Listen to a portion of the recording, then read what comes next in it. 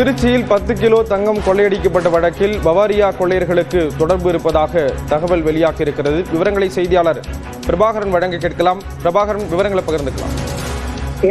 Chennai Sowcarpet RK jewellery மேலாளர் திண்டுக்கல்ல ஆபரண நகைகளை விற்பனை செய்துவிட்டு மீதமுள்ள 12 கோடி மதிப்பிலான 10 கிலோ தங்கத்துடன் 2 தினங்களுக்கு முன்பு காரில் சென்னை நோக்கி சென்று கொண்டிருந்தார்.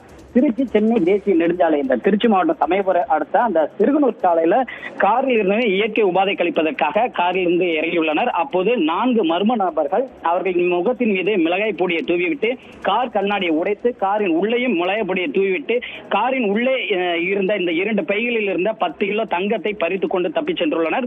இது குறித்து மேலாளர் சமயபுரம் காவல் நிலையத்தில் புகார் அளித்துள்ளார். புகாரின் அடிப்படையில் சமயபுரம் போலீசார் விசாரணையானதை மேற்கொண்டு வருகிறார்கள்.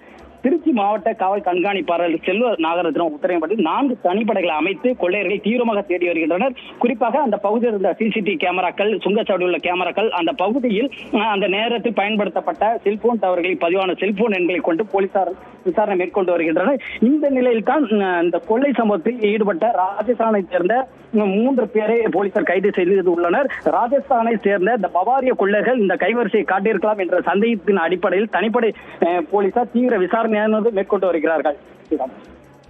விவரங்களை வழங்கியதற்கு நன்றி பிரபாகரன்.